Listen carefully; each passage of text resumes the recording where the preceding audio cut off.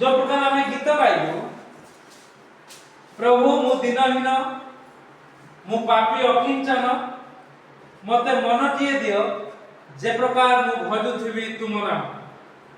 दाऊद को तुमे महाराजा कलो, सलोमन को तुमे महाज्ञानी कलो, अब्राहम को आदि पिता कलो, एस्टर को तुमे महारानी कलो। हे प्रभु मो निवेदन सुन, मन प्रभु मन परिप्रभु मनटिए दियो तुम नाम जपुथिबी। शीर्षक आज लुक पुस्तक तार 23 पद 41 रो 43 आज ही आशीर्वाद काली नुहे आज सेथि पई आमे जो प्रकार गीत गाई मनटिए मागिबा आमे देखुथुलु मन बिगड़ी जिबारु निजर क्षति से निजे करूथुला मार्क तार 5 पर्व 5 पद मन बिगड़ी जिबा आ मन भल होबारु लुक तार 8 पर्व 35 पद से जीशुंकर पाद तले बसी भल मन रे बसी प्रभुंकर उपासना करूथुला लोक माने ताहा देखि आश्चर्यान्वित हे। आजि रो शीर्षक आज ही आशीर्वाद लोक माने देखिबे आश्चर्यान्वित हे। मु काली मंडली रु बाहरी आसु कि बेहरा दाना नितु बसंत भाई मुगले राम मंडली छाड़ी बुली सेमिति अनुरोध कारण से मंडली को जाऊ नथुली आगे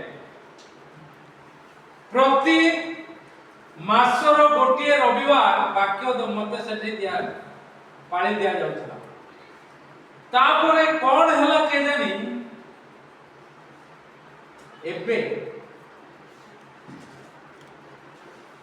बहुत वर्ष जते बळे चाली गला हठात प्रभु मते चिंता दे आ मु काली धन्यवाद दउथुली प्रभु को आसी बहुत धन्यवाद आ जन जन को ना लिखि प्रभु एई मान को टिके देखो ना लिखि दाई दे एबे कहबी परे कहबी एई मान को टिके देखो कारण लोक माने समाने केते वर्षर 100 वर्षर मंडली कि प्रकार हिंदू लोक माने परामर्श दउचंती कहउचंती एई मान को टिके देखो सब जुबा माने आगे आ अटके पाले प्रभु को प्रार्थना करे प्रभु तुमर मंडली यथायथ भाव में तुमे ठीक ठाक आगो आज ही आशीर्वाद आज सेथि पई हमको भिन्न भिन्न प्रकार आत्मिक जागतिक सब प्रकार सज्जारे सज्जित होबाको जे जो प्रकार ताको से प्रकार उत्तर मध्य देबाको नचे लेखा जाउची कोन शैतान को प्रतिरोध करो प्रतिबाधा करो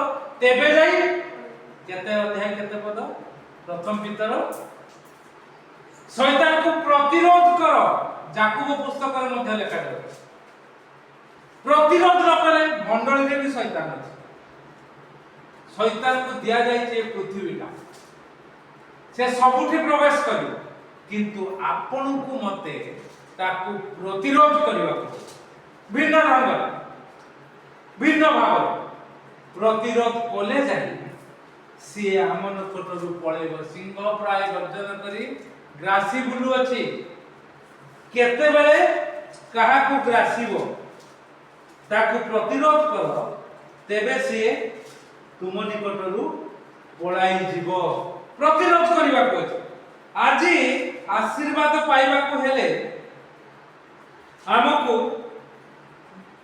शैतान को प्रतिरोध करबा को अछि प्रभु को नाम को उन्नत उच्चीकृत करबा को अछि प्रभु को नाम को गौरवान्वित करबा को अछि आउ सठिक पदक्षेप मध्य नबा को अछि डिफेंड टू सतान then he will go back।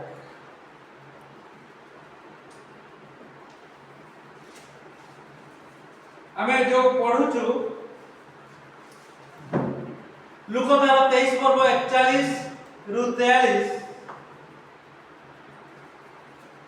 पढ़िबा टिके हमें तार 43 पदटी कोन लिखा जाउची प्रभु यीशु कहउचंती कोन कहउचंती से ता कहिले मु तुमको सत्य कहउची ଆଜି ତୁମେ ମୋର ସହିତ ପାରଦୀସରେ ଉପସ୍ଥିତ ହେବ। ପ୍ରଭୁ ଯୀଶୁ କହୁଛନ୍ତି ଆଜି ତୁମେ ମୋ ସହିତ ପାରଦୀସରେ ଉପସ୍ଥିତ ହେବ। ଆଜି, କାଲି ନୁହେଁ।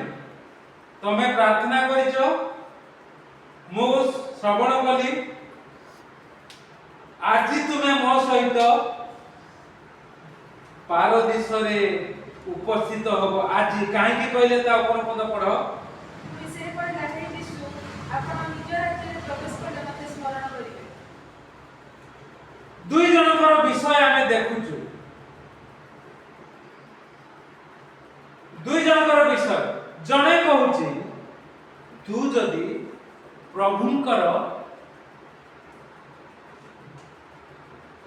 ପ୍ରଭୁଙ୍କଠୁ ଆସିଛୁ, ସ୍ୱର୍ଗରୁ ଆସିଛୁ, ଯାକୋବ 4:7, ଯଦି ତୁ ସ୍ୱର୍ଗରୁ ଆସିଛୁ ତେବେ ନିଜକୁ ରକ୍ଷା କର ଆଉ ଆମକୁ ମଧ୍ୟ ରକ୍ଷା କର।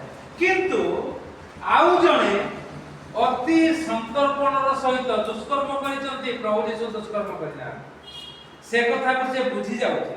ଅନ୍ୟ ଜଣେ ତାକୁ ଧମକ ଦଉଛି, ଉତ୍ତର ଦଉଛି ଆଉ କହୁଛି ଆମ୍ଭେମାନେ ସିନା ନ୍ୟାୟ ଭାବରେ ଦଣ୍ଡ ଭୋଗ କରୁଛୁ 41 କର, କାରଣ ଆମେମାନେ ନିଜ ନିଜ କର୍ମର ସମୁଚିତ ଫଳ ପାଉଛୁ, ଯାହା କମାଣି କରିଛୁ ତାହା ପାଇଛୁ। ଏ କଥାକୁ ଲୋକ କୁହନ୍ତି, ଯାହା କମାଣି କରିଛୁ। ଦିନା ମରିଲା ନା ବଞ୍ଚିଛି ଅଛି? କି କଷ୍ଟରେ ପଡିছে ରେ ବାପା, କେବେଠୁ ବୋଧେ 8-10 ବର୍ଷ ଏହି ନନ୍ଦ କାକା ମୁଁ କହିଲି ଯେ ନା ଯାହା କମାଣି କରୁଛି ହବନି। ଏ କମାଣି କଥାରୁ ମନେ ପଡିବ। ସିଏ କହୁଛି ଦି ଜଣ ଯାକ ଦଣ୍ଡ ପାଉଛନ୍ତି କ୍ରୁଶରେ, ମଝିରେ ଯୀଶୁ ନିର୍ଦ୍ଦୋଷ। ଜଣେ କହୁଛି ତୁ ନିଜକୁ ରକ୍ଷା କର, ଆମକୁ ମରିବାକୁ ବାହାରିଲାନି, ପ୍ରକୃତି ଛାଡୁ, ତୁ ନିଜକୁ ରକ୍ଷା କର, ଆମକୁ ରକ୍ଷା କର। କଣ କରିବୁ? ଆଉ ଦିଟାକୁ ମାରିବୁ, ଆହୁରି ଚୋରି କରିବୁ, ଆହୁରି ବିଚାର କରିବୁ, ଆହୁରି ବିପ୍ଳବ କରିବୁ। କିନ୍ତୁ ଆଉ ଜଣେ କହୁଛି ନିଜ ନିଜ କର୍ମର ସମୁଚିତ ଫଳ ପାଉଛି, କିନ୍ତୁ ଏହି ବ୍ୟକ୍ତି କୌଣସି ଦୋଷ କରିନାହାନ୍ତି। ପ୍ରଭୁଙ୍କୁ ଯିଏ ଉଠାଇଲା ଉପରକୁ, ପ୍ରଭୁ ତାକୁ ଏ ପ୍ରକାର ଆଜି ହିଁ ଆଶୀର୍ବାଦ ଦିଅନ୍ତି। ଏ ବ୍ୟକ୍ତି ଦୋଷ କରିନି, କୋଉଠି? କ୍ରୁଶରେ ଝୁଲିକି କହୁଛି କଷ୍ଟରେ ଯେଉଁମାନେ ପ୍ରଭୁଙ୍କ ନାମ ସ୍ୱୀକାର କରନ୍ତି, ପ୍ରଭୁଙ୍କ ନାମକୁ ଉନ୍ନତ କରନ୍ତି, ପ୍ରଭୁ ତାଙ୍କୁ ତତ୍କ୍ଷଣାତ୍ ଆଶୀର୍ବାଦ ଦିଅନ୍ତି। ଆଜି ହିଁ ଆଶୀର୍ବାଦ ଦିଅନ୍ତି, କାଲି ନୁହଁ। ପୁଣି ସେ କହିଲା କୌଣସି ଦୋଷ କରିନାହାନ୍ତି ବୋଲି କ୍ରୁଶ ଉପରେ ଘଟଣା କରୁଛି। ଲୋକମାନେ ଥଟ୍ଟା ଟାପରା କରୁଛି, ନିଜେ ମରୁଛି କହୁଛି, ଆହୁରି ତାଙ୍କୁ ଯେମିତି ବିଚାରପତି କରିଦିଆଯାଇଛି ତାଙ୍କୁ। ତାପରେ ସେ କହୁଛି, ପୁଣି ସେ କହିଲା, ହେ ଯୀଶୁ, ଆପଣ ନିଜ ରାଜ୍ୟରେ ପ୍ରବେଶ କଲେ ମତେ ସ୍ମରଣ କରିବେ। ପ୍ରଭୁ, ମୁଁ ପାପୀଟା, ବିପ୍ଳବ କରିଛି, ନରହତ୍ୟା କରିଛି, ଖରାପ କାମ କରିଛି, କିନ୍ତୁ ପ୍ରଭୁ ତୁମେ ଦୋଷ କରିବ, ମୁଁ ମରିବାକୁ ଯାଉଛି। ଆଜି ତୁମେ ଯେତେବେଳେ ଯୀଶୁଙ୍କର ପାଦ ତଳେ ଯେଉଁମାନେ ବସିବେ, ସେମାନେ ନିଜକୁ ପ୍ରଭୁଙ୍କ ନିକଟରେ ପ୍ରକାର ସମର୍ପଣ କରିବେ, ପ୍ରଭୁ ତାଙ୍କୁ ତତ୍କ୍ଷଣାତ୍ ଆଶୀର୍ବାଦ ଦେବେ। ନଚେତ୍ ଆଶୀର୍ବାଦରୁ ବଞ୍ଚିତ ହେଲା ଆର ଚୋରଟି, ଆର ଡକାୟତଟି। କିନ୍ତୁ ସେଥିରେ ସେ ତାହାକୁ କହିବେ, ମୁଁ ତୁମକୁ ସତ୍ୟ କହୁଛି, ଆଜି ତୁମେ ମୋ ସହିତ ପାରଦେଶରେ, ଆଜି ହିଁ ତୁମେ ଉପସ୍ଥିତ। ସ୍ୱର୍ଗକୁ କିଏ ଚାଲିଗଲା ପ୍ରଭୁ ଯୀଶୁଙ୍କ ସାଙ୍ଗରେ? କୁହ। ଏଇ ଦ୍ୱିତୀୟ ଚୋରଟି, ଆଜ୍ଞା, ଚୋର ଡକାୟତ ସ୍ୱର୍ଗକୁ ଚାଲିଗଲା। ଆପଣ ମାନେ ଚୋରି କରୁଛନ୍ତି, ମୁଁ ଚୋରି କରୁଛି କି ନାଇଁ? ନା ଆମେ ଯିବୁ କି ନାଇଁ? ଯିବୁ। ଏ ପ୍ରକାର ମନ ସବୁ କଷ୍ଟକର ପରିସ୍ଥିତିରେ ଲୋକମାନଙ୍କୁ କହିବୁ ମୋର ପ୍ରଭୁ ମହାନ, ମୋର ଯୀଶୁ ସତ୍ୟ। ସେଥିପାଇଁ ଆଉ ଲୋକମାନେ ହାତ ଟେକି ଦେବେ, ଶୈତାନ ଆପଣଙ୍କୁ ପକେଇ ପାରିବ ନାହିଁ। ପଢ, କଣ ଲେଖାଯାଉଛି? ଯାକୋବ 4:7, ଈଶ୍ୱରଙ୍କର ବଶୀଭୂତ ହୁଅ। ଏ ଚୋରଟି ଈଶ୍ୱରଙ୍କର ବଶୀଭୂତ ହେଲା। ତାପରେ ଶୈତାନକୁ ପ୍ରତିବାଧା କର।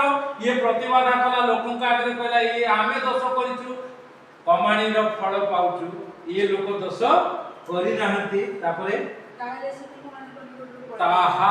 ଶୈତାନ ଜୀବ, ନହେଲେ ଦୂର ଶୈତାନ କରି ହଲିବନି। ଆଜ୍ଞା, ପଥରକୁ ଆପଣ ଯେମିତି ହଲେଇ ପାରିବେ ଆମେ ଗୋଟେ ଡୁଗା କରୁଥିଲୁ ସେଟା 5-6 ଫୁଟ ହବ ବର୍ଷା ଆସିବ ବୋଲି ତାକୁ ଭାଙ୍ଗି ଉଠେଇଗଲା ରାକେଶ ପରିକା 2-3 ଜଣ ହେଇଥିଲେ ଉଠେଇଥାନ୍ତେ 3-4 ହଲିବନି ଆଜ୍ଞା ଦୂର ହୋ ଶୈତାନ କୋଉଠୁ ଘରେ ଶୈତାନ ରାଜ କରୁଥିବ ମଣ୍ଡଳୀରେ ଦୂର ହୋ ଶୈତାନ ପ୍ରତିବାଧା କରିବାକୁ ଈଶ୍ୱରଙ୍କର ବଶୀଭୂତ ହୋଇ ସେଥିପାଇଁ ଲେଖାଯାଉ କଥାରେ ଗୋଟେ ଅଛି ବାନ୍ଧି ଜାଣିଲେ କଣ ସୁନ୍ଦର ମଥା ସୁନ୍ଦର କହି ଜାଣିଲେ କଥା ସୁନ୍ଦର ଆଉ ପ୍ରଭୁ ଯୀଶୁଙ୍କ ନିକଟରେ ଯୋଉମାନେ କହି ଜାଣିଲେ କୋଉମାନେ କହିଲେ ଟାଉଟରିଆକୁ ପ୍ରଭୁ ଚିହ୍ନି ଦେବେ କହିବାକୁ ଆସିଥିଲେ ନା ପଥର ଧରିକି ଆମେ ଦେଖିଲୁ ଜନ 8:11 ଟାଉଟରିଆ ଗୁଡା ବଢିଆ କଥା କହିଲେ ପ୍ରଭୁ ବ୍ୟବସ୍ଥାରେ ଲେଖା ଅଛି ଆକୁ ପଥର ମାରିକି ମାରିବା କଥା ପ୍ରଭୁ ତାଙ୍କୁ କଣ କହିଲେ ଚିରଚିର ହେଇକି ଦୌଡ଼ିଲେ ନା ସବୁ ପଥର ଫୋପାଡ଼ିକି ନିଜ ମୁଣ୍ଡରେ ପିଟିକି ଦୌଡୁଥିବେ ଦେଖିଲା ବେଳକୁ କେହି ନାହିଁ କହି ଜାଣିଲେ କଥା ସୁନ୍ଦର କିନ୍ତୁ ଟାଉଟରିଆ କଥା କହିଲେ ପ୍ରଭୁଙ୍କ ପାଖରେ ସୁନ୍ଦର ହେଇପାରିବ ନାହିଁ ଲୋକଙ୍କ ପାଖରେ ସୁନ୍ଦର ହେଇଯିବ ଯୀଶୁଙ୍କ ପାଖରେ ହେଇପାରିବ ନାହିଁ ଯୀଶୁଙ୍କ ପାଖରେ ସୁନ୍ଦର ହବାକୁ ହେଲେ ଏପରି କଥା ହେ ପ୍ରଭୁ ମୁଁ ପାପୀ ମତେ କ୍ଷମା କର ଆଉ ମତେ ଆଜି ତୁମେ ଆଶୀର୍ବାଦ କର ମୁଁ ଆଉ ସେ ପାପ ଆଜିଠୁ ମୁଁ ଆଉ ସେ ପାପ କରିବି ନାହିଁ ଯୋଉ ପ୍ରକାର ଯୋହନ 8:11 ରେ ଯୀଶୁ କହିଲେ ଆଜିଠୁ ଆଉ ପାପ କର ନାହିଁ ଆପଣ ଏବଂ ମୁଁ ଯଦି ପ୍ରଭୁ ଯାହା ହେଇଯାଇଛି ମୁଁ ଜାଣିନଥିଲି ହେଇଯାଇଛି ଆଜିଠୁ ଆଉ ପାପ କରିବି ନାହିଁ ମତେ ଟିକେ ସ୍ମରଣ କର ଯଦି ଆମେ ଲୁକ 23:43 ଅନୁସାରେ ପ୍ରାର୍ଥନା କରିବା ପ୍ରଭୁ କହିବେ ଆଜି ହିଁ ତୁମେ ମୋ ସହିତ ପାରଦୀସରେ ଉପସ୍ଥିତ ହେବ ଆଜି ହିଁ ମୁଁ ସର୍ବବିଦ୍ୟମାନ ଆଜି ହିଁ ତୁମେ ଶୈତାନ ଠାରୁ ମୁକ୍ତ ହୋଇ ଆଶୀର୍ବାଦ ପାଇବ ପ୍ରଭୁ ଏହି ଚିନ୍ତାରେ ଆମକୁ ଆଶୀଷ ଦିଅନ୍ତୁ ଆମେନ୍।